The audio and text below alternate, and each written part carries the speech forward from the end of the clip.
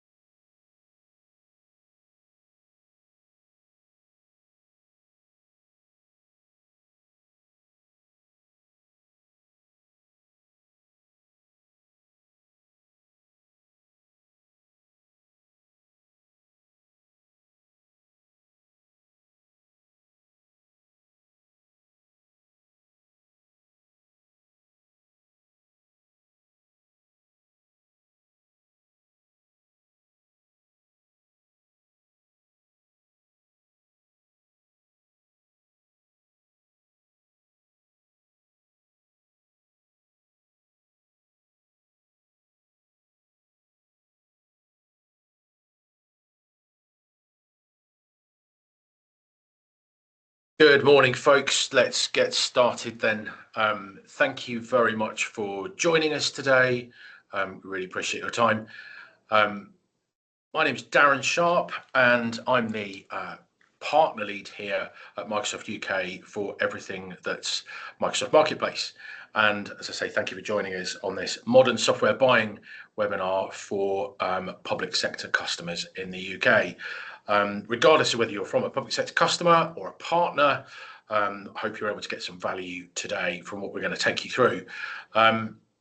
So just briefly, by way of an agenda, I'm going to give some kind of high-level discussion around the generational changes in which we buy. Sounds very grand, doesn't it? But to give us a sense why cloud marketplaces are important and actually what they're doing, and hopefully dispel some myths. We'll look a bit deeper at the platform. How you can start to bring this to life within your own organizations, give you some walkthrough of the features and benefits of around how you can build this into your procurement strategy, and then some tools and resources to get started. Hoping that we can get through this in about 40 minutes. It's just me on the call today, so I would encourage you to drop your questions into the Q&A or the chat. We may not get to them on the call, as I say, because it is just me, but I do promise you that we'll follow up with a Q&A or FAQ call sheet post the session today. We'll also include the slides and a copy of the recording. So with that, let's get started. And I'm going to start here. And if I was doing this in front of a live audience, physically face to face, I'd drop that slide up there and probably just look at you guys, just see what reaction it got. And it gets a very different reaction, obviously, depending on what your age demographic is. And yes, that is my Blockbuster card or a picture of it. Why am I leaving you with starting with a Blockbuster Video membership card on a webinar about modern software buying? Well, look, I'm in front of a smart group of people, so I'm not going to labour the point today. But it really is about technology disruption. Sounds like a grand phrase, doesn't it? But I won't labour this slide, as I say. But what I find fascinating is that on this Netflix versus Blockbuster journey, and hopefully everybody's familiar with both brands, way back in 1999, Netflix offered themselves to be bought by Blockbuster, and Blockbuster declined. Declined because they didn't believe in digital. And that happened on more than one occasion through the journey of these two customers. Actually, if you do remember, if you are old enough to remember, dare I say it, Netflix was a mail order DVD company back in the late 90s and early 2000s. It wasn't until 2007 that the CEO of Netflix saw an opportunity to modernize the way we consume video. And also, if you remember what the internet was like back in 2007, wasn't great. But look where we are today. Well, look, we were worth, just 3 years later in 2011, both those organizations were $3 billion. And a year later, my Blockbuster card ceased to work. Now, again, can we draw the analogies here? Well, maybe.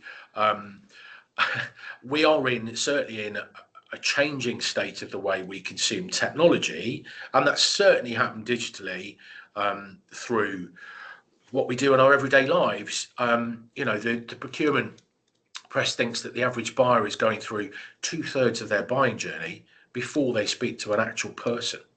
We certainly want to do that digital discovery process without necessarily having to interact with somebody. And I think that's very much a generational shift in buying modalities.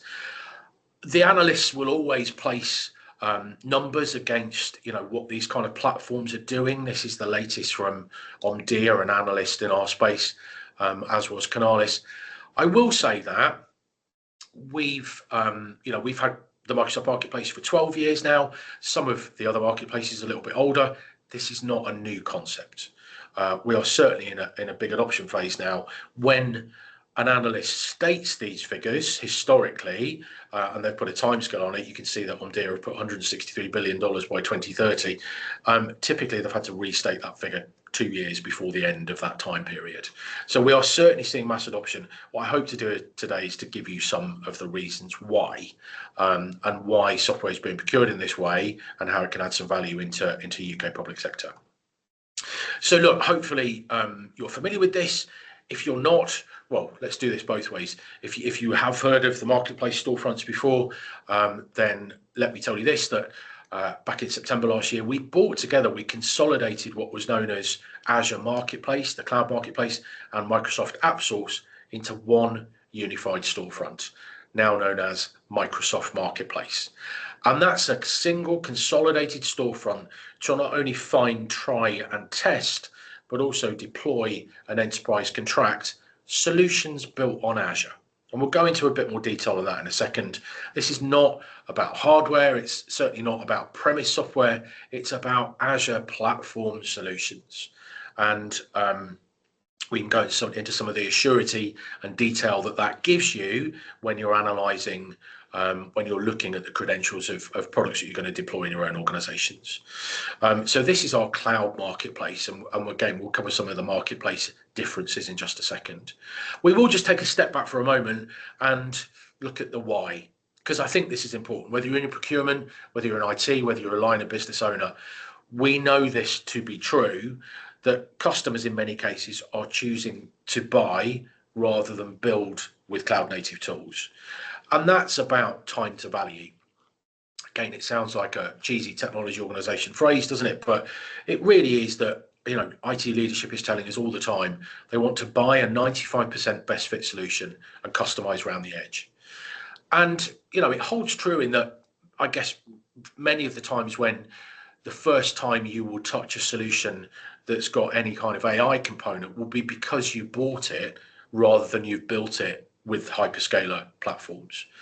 And all those statements on the left-hand side, or certainly some of those statements on the left-hand side, will be on the agendas of your leadership teams. Hopefully they ring true, with some of these individuals already. It's certainly about elasticity and getting better value. And if you have read that book in the bottom right-hand corner of the screen, Consumption Economics, that talks about the consumption gap. That's the difference in features that a product has versus what we know how to consume.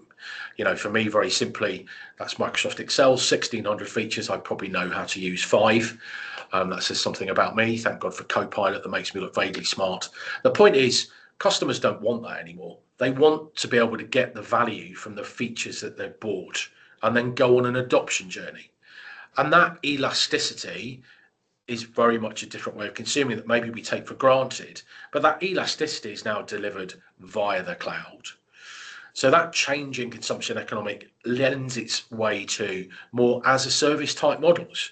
Maybe that's software as a service today, maybe that's some kind of agentic service tomorrow, but certainly a cloud platform and access layer is going to be intrinsic to how that comes to life.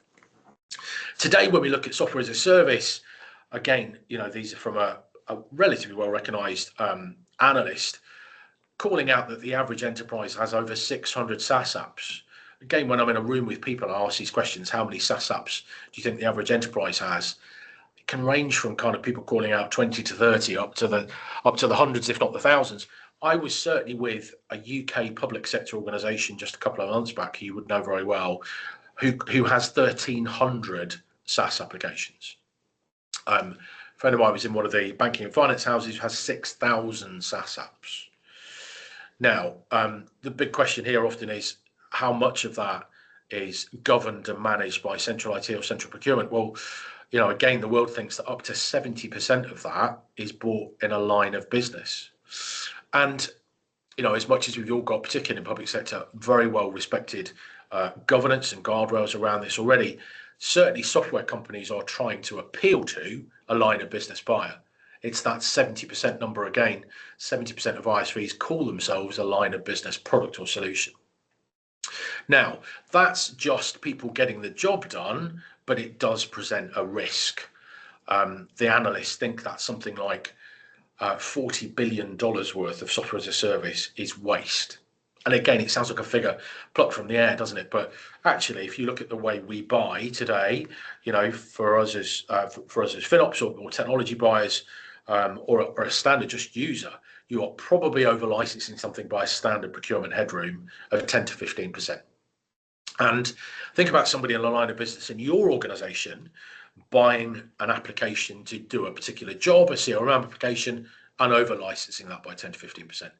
Think about somebody in the same organization, your organization, in a different department, buying an application from a different vendor to do the same job in their department, and also over licensing it by 10 to 15%. Actually, it's quite simple maths to work out that's where that waste is coming from.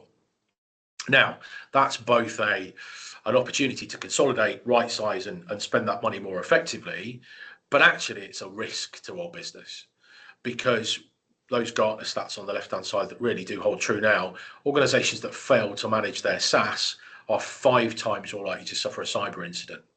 However, organizations that do manage their software as a service stand to save 20% of the managed assets.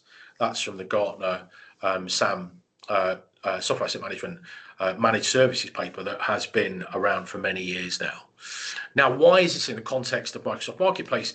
Well, we can deliver some of that governance using the Microsoft Marketplace platform.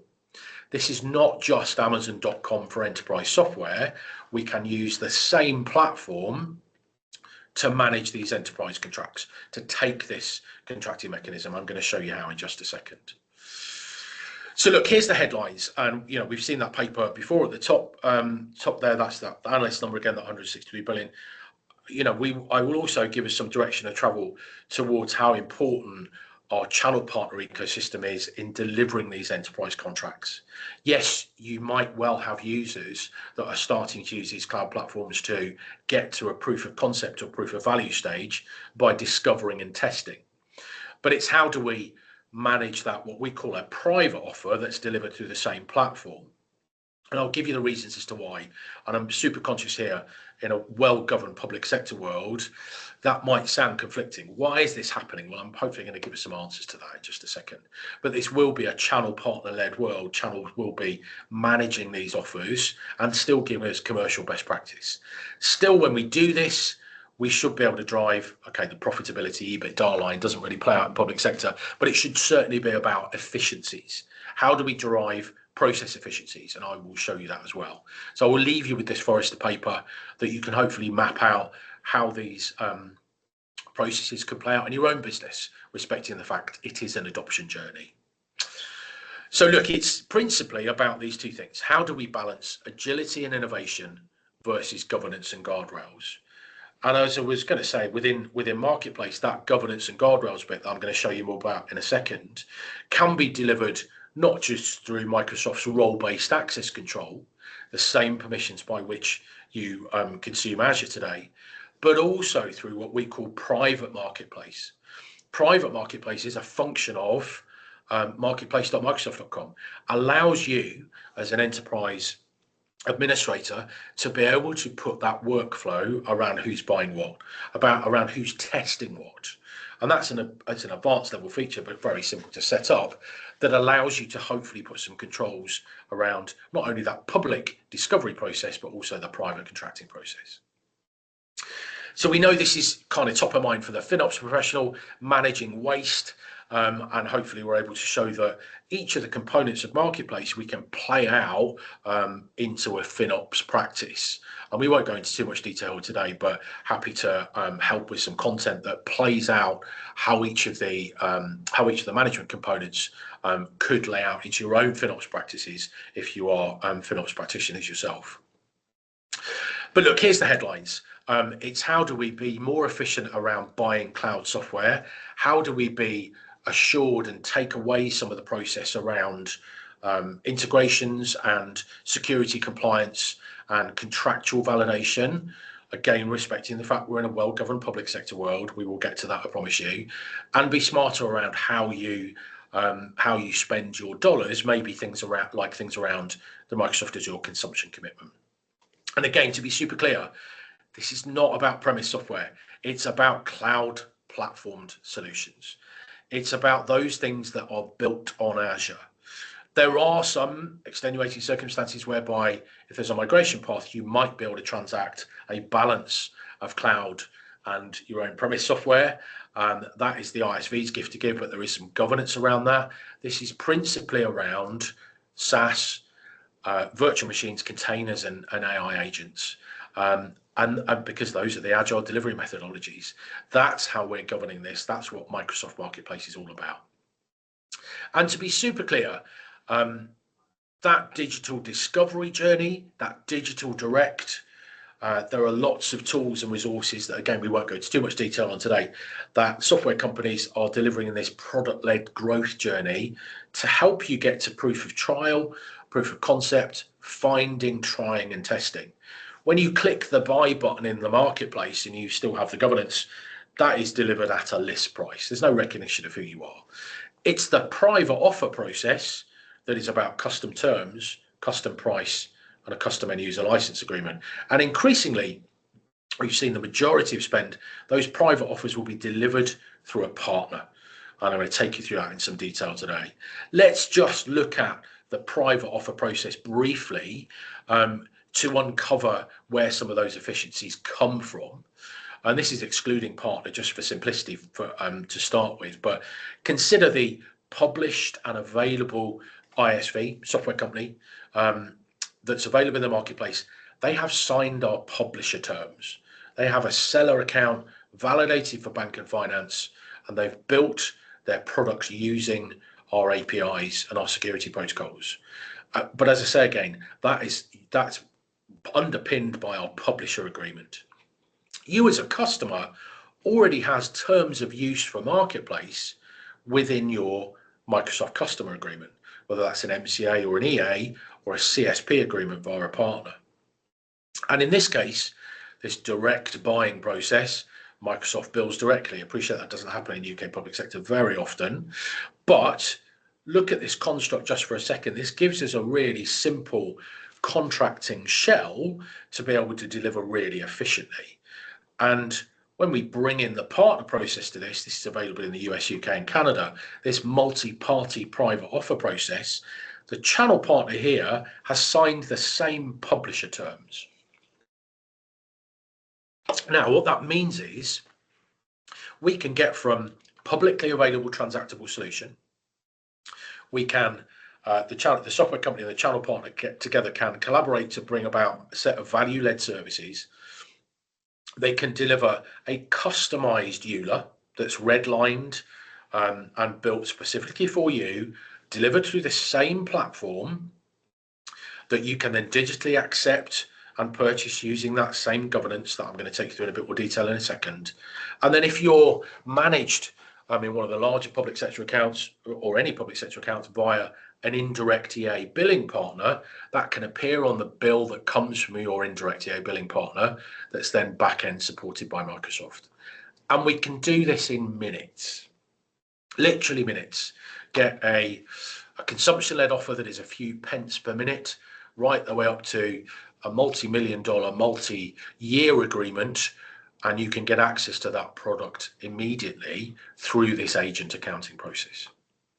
And that's the slick and efficient process that that Marketplace brings about. And I'm sure that's breeding questions straight away is, What about frameworks? What about procurement governance? Just hold that thought for just a second.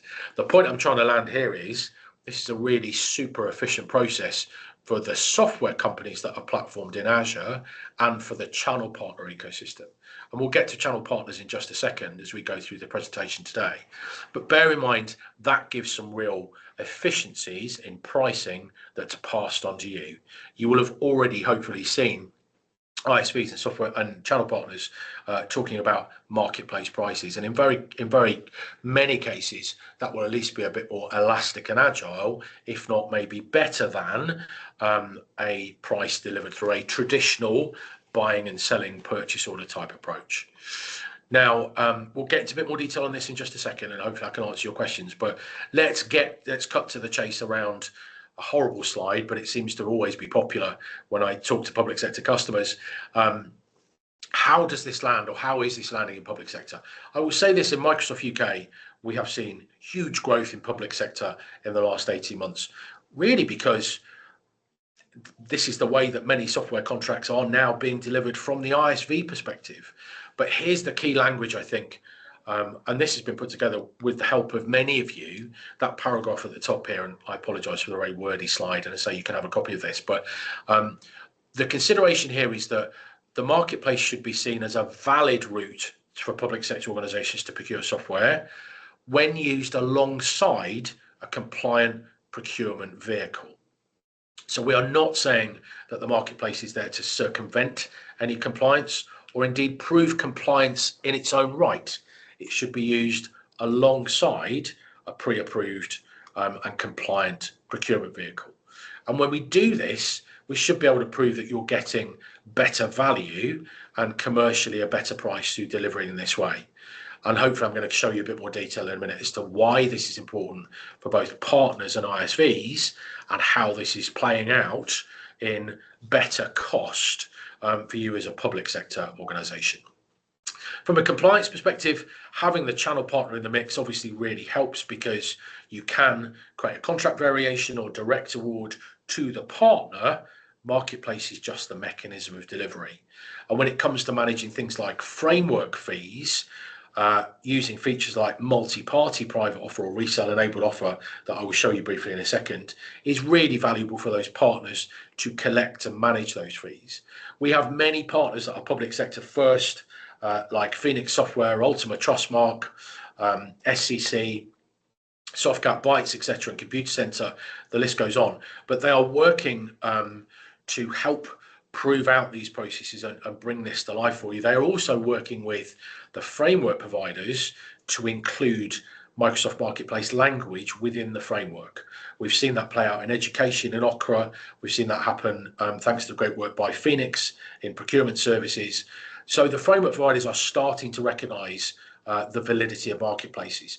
Regardless of whether it's recognised within the framework construct language, your partner will be able to help you do this to get that best value, that best intersection of channel first, marketplace delivered, and a bit more on that to come. So we'll come back to the specifics of public sector again in a moment. Let's look at the governance piece, because again, it's a really common question. I don't want to give people access to the Microsoft Marketplace because it's going to open me up to more shadow IT. Well, look, first port of call is, within your own organization, if you are going to start to open this up, the first port of call can be do nothing. And that's perfectly valid. Within your Microsoft role-based access control, you've got controls for Marketplace that very simply you can turn off to start with, while you consider how to go do this to manage that shadow IT and manage that software sprawl. As we get good at this, we can start to, you can bring about your own permissions, and I'm going to get to in just a second, for accepting and purchasing, but we can get to the advanced level and discuss how we talked about a moment ago, how we use private marketplace to put that real governance and guardrails around who's finding, trying, testing and deploying software in your world. So when we bring all this together, what does this mean? And I will just focus on column 2 just for a second, because we haven't covered this yet. But for you, if you're a public sector customer, that's at the larger end of Azure usage, you might well have a Mac, and Microsoft is your consumption commitment. Now, within our world, within the Microsoft Marketplace, recognizing the fact that you, our customer, wants to buy rather than build, we allow 100% Mac decrement through software spent on the marketplace. Now, that's a limited set of products, so typically 20% of the transactable catalog. And you can see this by going on marketplace.microsoft.com. You can see the Azure Benefit Eligible tab. That means that any way that you purchase that product, by whatever you spend, whether that's a public offer or a private offer, either directly or through a partner, you can decrement your Mac by 100% of the spend value, uncapped. There are no limits to how much of your Mac, your Microsoft or consumption commitment, you can use on Marketplace. And indeed, your Microsoft account teams, if you're renegotiating a Mac, may well be talking to you about how you can build in your SaaS requirements up front to try and get you to better discount levels. Now, including your Azure, your cloud native solutions and your software solutions is real value to you, we believe. But look, as hopefully for everything we've discussed, it's not just about the largest of enterprise customers. It's about how do we bring about some efficiencies of the buying process. Again, respecting the fact that some of this might seem complex up front when we start to initiate it. It is an adoption journey and there is provable value in doing some of this. We should be able to help you be, it's a cheesy hyperscaler line, isn't it? Or cheesy technology line. Accelerate time to value and innovation. What does that mean? Well, I mean, it's about discovery of the enterprise application of tomorrow. Think about that digital buyer that's going through the discovery journey on their own. I'm sure many of you will be familiar with the security company Wiz, for example. Wiz was the fastest growing SaaS platform in the world, reaching $180 million annual recurring revenue in just 18 months. Now, that was 70% sourced on a cloud marketplace. The venture capitalist organizations that are funding these new to market digital native software companies are mandating two things. One, that those companies start with the cloud, because that's about co-selling and it's about faster time to value for the partner. And two, that they start with cloud marketplaces. Now, if you go and speak to Wiz now, they'll tell you they are channel first, marketplace delivered, because that's the sweet spot of delivering best value for you, our customers. So it's key to note here, and it's a risk potentially that I want to point out, by not allowing access to some form of cloud platform to be able to evaluate these solutions, you are potentially cutting yourself off to some innovation. Wiz, prime example, you know, it's an organization that's only 5 years old, but was sold to Google at the back end of last year for $34 billion. And in Microsoft UK, or Microsoft worldwide, we are ingesting, I would say, over 100 ISVs a week. You know, that's leading to huge growth in the catalog. How do you manage that? How do you look at the risk and opportunity that brings about? Well, it's allowing, at the first base, a small group of users to have access to Microsoft Marketplace so they can look at these solutions, look at the best fit, and go through that understanding and assurity that these are cloud platformed in Microsoft and there's some good governance around that. And that leads us to the governance and control piece that hopefully we've discussed. This is you can start with lockdown, but then go on a journey to build this out in your own organizations. Don't just take my word for it. There is the Total Economic Impact paper there. I will drop this into chat. It's a very long paper, but it does go into the time and motion study as to how organizations are bringing this to life. And it's not public sector specific. No, it's a really common question. Yes, I have lots of additional processes. This is just another process. Why would I do that? Well, hopefully I've started to show that there's some real efficiencies for the vendors you're dealing with, both channel partner and ISV, and you should be asking your vendors and your partners for a cloud marketplace price and making that comparison, or including that in the competition or RFI stages when you're asking for pricing on solutions and software. But look, it is absolutely a journey. It's an adoption journey for you, our customers, regardless of what segment you're in. It does take some time to create this analysis. I would encourage you to test and start.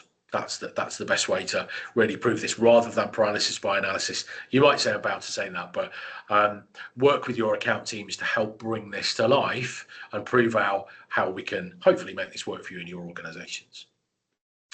Now, before we get to some of the, how you can bring this to life yourself, I just want to touch on again what your ISVs, what your software companies are doing. And what I mean by this is those maybe 10, 15, 20 critical software vendors that are important to your organization that isn't Microsoft. Well, they are all building out in these three areas. They're all looking to expand their market share with a product-led growth journey, a seller-led growth journey, and an ecosystem or channel-led growth journey. And again, without labouring the point here, that product-led growth is about discovery, find, try, test and deploy, and zero-touch buying. I think we've covered that well. The reason for calling out the seller-led growth approach is because you might well have software companies approaching you and asking to speak to your cloud teams or your Microsoft teams. Well, that's about trying to get better value for you. It's not about trying to, make things bigger or worse fit. It's about trying to adapt to the way we need to consume in a more elastic world. And it's about, if you have got a Mac, can we pre-allocate some of those Mac dollars to get better and more visible use of some of that cloud budget? That ecosystem-led approach, I think that's one of the most important ones, because that's about product and it's about partner. People ask me all the time, are all cloud marketplaces created equally? Well, similar concepts for everything that we've discussed today, but look at what we've got in Microsoft. Many of the ISVs that will join the Microsoft marketplace will work with Microsoft because of their connective tissue into the Microsoft product stack. What do I mean by that? I mean things like Teams, Dynamics, Microsoft 365. Perfect example of within the ecosystem, there is a Microsoft platformed UC solution called Solgari that's built on Teams. It's a unified communication solution built on Teams, channel first, marketplace delivered. Solgari were selling against a non-cloud native communications platform in a major finance house, 3,000 users of their UC platform, their telephones and their call monitoring, all that kind of good stuff. That competitor was the incumbent, and they quoted 18 months to migrate that finance house to the latest version of their products and software. 18 months, 3,000 users. Now, Solgari, built in Microsoft, built in the Microsoft ecosystem alongside Teams and delivered through Marketplace, they won that as a net new technology solution in that major finance house. And they delivered that migration in 5 days. It's a case study for Solgari. I'm not here to advocate for a particular vendor, but I'm just trying to labour the point as what ecosystem means. It means both product and partner. And I'm going to cover the channel-led piece of ecosystem in a second as to how that's really important for Marketplace and helping you go to market. So where does Marketplace sit? Not too many more slides, folks. You'll be pleased to know as we get through this. But, bear in mind that we may have started with, 12, 13, 14 years ago, marketplaces might have started with supporting the developer role with code to help them, get into the cloud. Actually, we've moved beyond that now into not just IT roles, but line of business leaders. Many of those, as we said, 70% of software companies calling themselves line of business users. Actually, that does sound really fearful if we're in procurement, doesn't it? But the buying office is still the most important, has the most important opportunity here to help manage this cloud world with both tools, the platform, and your good partners around you. Let's just spend a moment on features, just to give you an idea of where some of this value and elasticity comes from. And then we'll give you some tools to take away to hopefully further the discussion.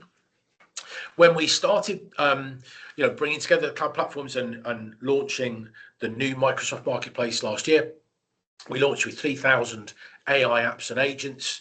Those agents are built as software as a service listings, so can be consumed in a test environment, of course, as a public listing, and can be taken as a private offer as well.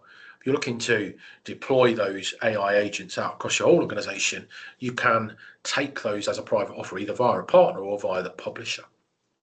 But it was the largest catalogue of AI agents in the world from a hyperscaler when it launched. I believe it still is. Lots of efficiencies in the way we invoice. Again, if you're invoicing a public sector organisation by your partner directly, this won't impact you. But bear in mind, there's efficiencies here from a payout perspective. If you're interested in supplier integrity, it's a super efficient payout process for your ISVs and channel partners. And I know that's important to many of you as you look at you want to deal with suppliers that have got a certain level of integrity and trade with that partner with the right level of commercial benefits. Well, Marketplace supports that. We also allow flexible billing. So within a private offer, you can ask a partner to give you a flexible billing schedule. That allows the partner to give you up to 70 points of milestone-based billing across the life of the private offer. Now, why would you want 70 points? You might not. But you might want to, for particular budgetary constraints, stall your first payment, for example, by an extra 30 days to get to a particular budgetary line.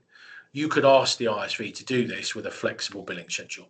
That doesn't change your payment terms. Once the invoice lands, you've still got your partner or Microsoft payment terms. But the point is, ISVs can help creatively manage your budget cycles by delivering a private offer over flexible terms.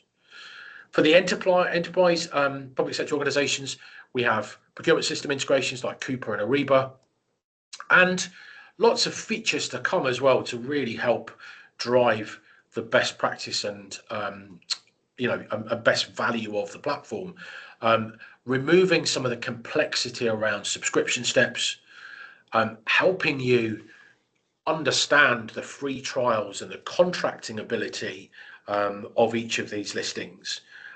You'll be able to request private offers on the platform within a few short months and actually use the platform a lot more digitally rather than having to have some of those conversations. So automating and simplifying some of those call to actions. Those free trials also could become more agentic.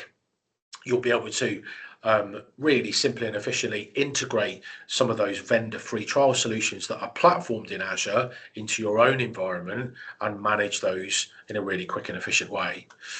We are also moving towards customized contract lengths. This sounds terrifying, doesn't it, if you're used to working in fixed contracts? But we have many customer examples. This is a well requested feature whereby you may need to co-term something, or you may need to get to a particular budgetary point. Not live yet, but available within 2 months' time, is having custom contract lengths delivered in Marketplace rather than just fixed to, pence per minute or monthly or a metered billing or annual. So a lot more flexibility. And then again, how do you create those changes midterm if you choose to? There will be the option for ISVs to allow midterm changes to those contracts. Again, governed and locked down and managed. We are not opening up the Wild West of software buying here. We are giving you the flexibility to be able to deal with your partners in the way that you choose to. And a fantastic, I think probably the most impactful feature that we launched this year is purchase order management. Again, really common request. I need to put a purchase order for my tracking into the private offer. How do I do that? Well, we've gone one step further. Again, within the next 6 weeks, you'll be able to do this within Azure Portal. Not only will you be able to upload the purchase order to put on the Azure bill, you'll be able to assign a budget to that purchase order and then create your own sub-invoices for departmental allocation when accepting private offers. So lots of really valuable features to come to the platform. Let's just look at private offers for a second, and then as I say, we'll leave you with some of those tools to take away.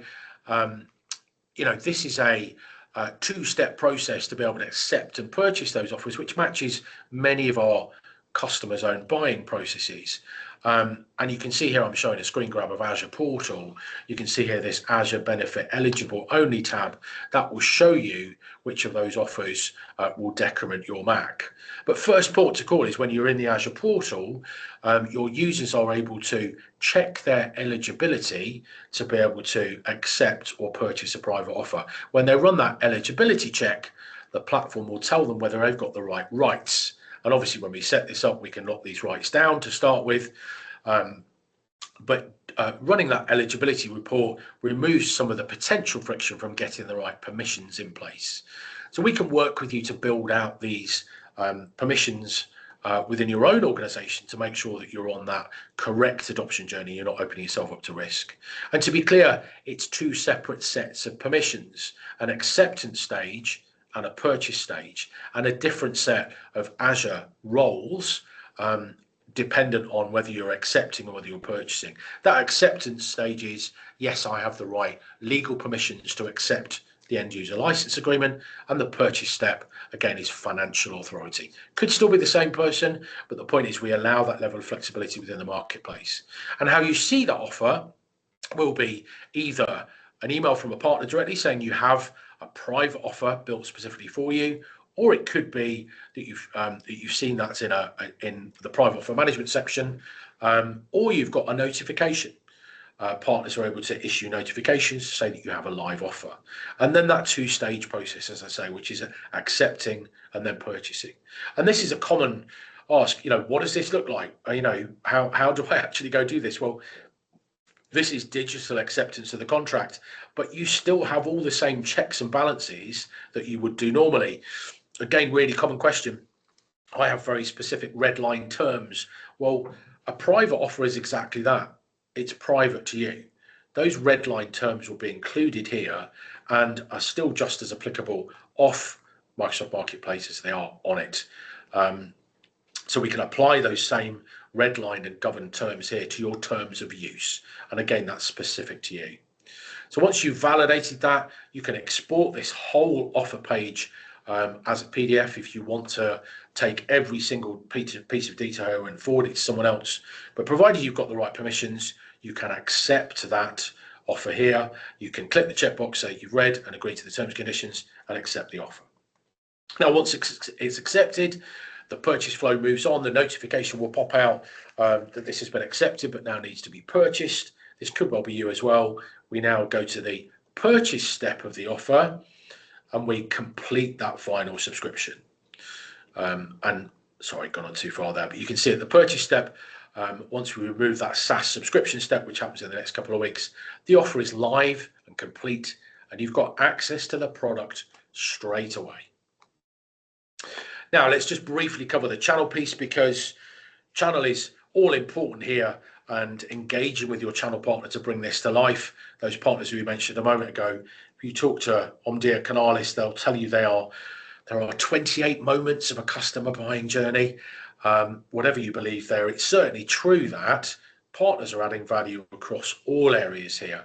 It may not be value on the specific product that you're buying, but I hope you're getting value from the partner in terms of contract management and lifecycle management. And many partners have got marketplace practices to help you understand what this means in your organization. Within Microsoft Marketplace, there are 3 channel mechanisms, and each of these are appropriate based on where you are and what your Microsoft customer agreement is. If you're billed directly from a partner under a CSP agreement, there are CSP private offers. We're not going to cover that today. That just allows a discount at the partner level. It doesn't give you access to the private terms and contracting that we've just talked about here. So we're going to spend a little bit of time on resale enabled offers and multi-party private offers, just to make you aware of what they are and how channel's bringing this to life for you. And you saw this slide earlier. This is that agent accounting process whereby many of those VARs, GSIs, and every partner persona, there's 130 of them in the UK, and hundreds globally that are delivering with this multi-party private offer. If you want to engage on a marketplace buying journey, I would encourage you to ask your account manager to bring in the marketplace team of the partner. as we've said. Channel have delivered in a very specific way for many years very successfully. That's why these partners are building out these marketplace practices. I'll show you that in just a second. But multi-party private offer allows the partner to be in the contractual flow here from an agent accounting perspective. This new resale enabled offer process, okay, don't worry about the complexity of the diagram. This is the way Microsoft is launching Channel globally from a cloud marketplace perspective, and again, without going into too much detail, allowing the partner to deliver a direct private offer to you on behalf of the software company. So this is actually allowing both revenue and profitability to flow through the partner in a really efficient way. Now, as I said, these partners are building out marketplace practices. We won't go into too much detail here today because this is a customer presentation, but be aware, lots of business process change happening in the partner.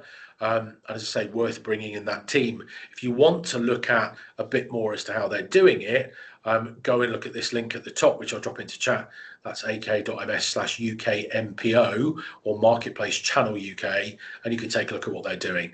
But an example of, look, partners that are really moving to a marketplace, I wouldn't say marketplace first, but certainly a marketplace priority approach where software is platformed in the cloud.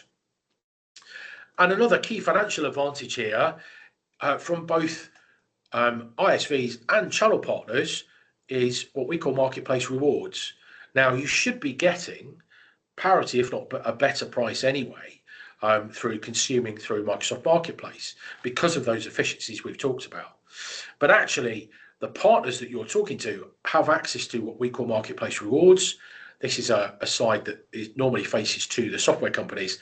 There is a very similar slide that faces to the channel partner as well. They get, in the largest of ISVs, for example, $1 million of Azure credits to use a year. Now, that's for them to give to you, our customers, to help you get through that proof of value, proof of concept stage through consuming through Marketplace. Now, that's not a credit for the software. It's a credit for Azure native services. And it will be applied to you after accepting and purchasing the private offer in Marketplace. And there are some guidelines. It's somewhere between 3 and 10% of the annual contract value. And there's a sign off by the Microsoft team in some cases. But the point here is you could and can be asking your channel partner and your software company, are there any credits available for consuming this application in Marketplace to help you go through those early stages of adoption and proving commercial best value before we get to some of those process benefits? So I would encourage you to go ask your partners about Marketplace rewards. So thanks for bearing with me on the slides, folks. Let's just leave you with some good documentation, if that's all right, as to how to bring this to life. That's the TEI paper. I will share a link post the call today.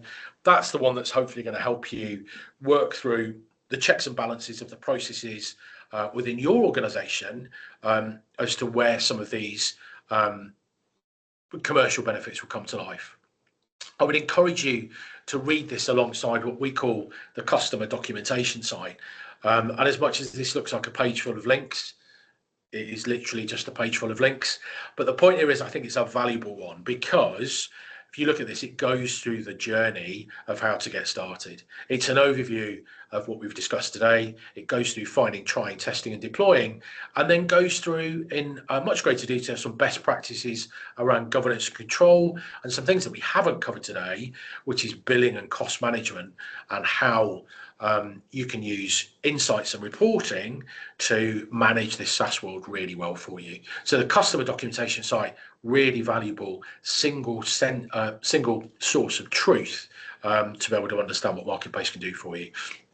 And as I've said, it is a journey. It is an adoption journey. It is about business process change. This is not a slide to take with you today, but I will leave it with you afterwards. It's about starting to look at the software that's cloud platformed that you might be able to transact in this way to analyze if there's a better way to do it. I'm not being prescriptive here and saying that everything is right to be consumed in the cloud, but I'd encourage you to go on this journey to go through your software inventory and match to Marketplace and work out where there could be some commercial efficiencies to consuming this through the Microsoft Marketplace. So folks, just to say, thank you for bearing with us while we've hopefully given you a bit of an understanding as to how you can use Microsoft Marketplace. I just love this slide, so I had to share it. It talks about, this is a slide that the CEO of Netflix, Ted Sarandos, used at the National Television Awards just a year ago, of the journey of Netflix to Blockbuster. It's terrifying, isn't it? It is a real billboard. I still very affectionately remember videos. Maybe we won't talk about that for the rest of today, but the world is changing, folks, and hopefully we've proven that this is a journey that we're well established in. And if I had a crystal ball of looking, what was happening in Marketplace, well, we're already seeing agents act as, certainly a validation layer. Things like, we used to call it robot process automation, didn't we, RPA? We're seeing some of the validation layer happen with AI agents already. I don't think we're far away from agents acting as the negotiation layer. And that might be terrifying in our space, mightn't it? But there certainly needs to be an access platform for those agents. And it's one of the reasons why I think, again, many publishers are building in the Marketplace in the knowledge that this automated world that we still want some governance control over, we have to bring this to life somewhere. The Marketplace is that access layer. And just to finish on for us here, I would say that there are many differences as to how Marketplace or how Microsoft can bring this to life for you. Not least the power of Microsoft managing the banking and finance at the back end for your suppliers. Actually, many suppliers want to be paid by Microsoft. That gives them some assurity. It's one of the reasons why they do it. We also manage tax in many countries directly and already have 17 currencies. You will always buy in Marketplace in your home billing currency. And Microsoft has a very smart way of managing that FX behind the scenes to lock in that FX rate for you over multi-year agreements. And that's a really powerful use of the platform. So, folks, just for me to say thank you again for joining me today. It's really appreciated. I will make sure that you've got the sideware to follow up with and all the links that we've covered today. Hopefully this was a valuable session, and please do go speak to your account manager in Microsoft and come to us if we can help you follow up, and we'll make sure that the questions are dealt with post-call today. Thanks very much, folks, for joining us.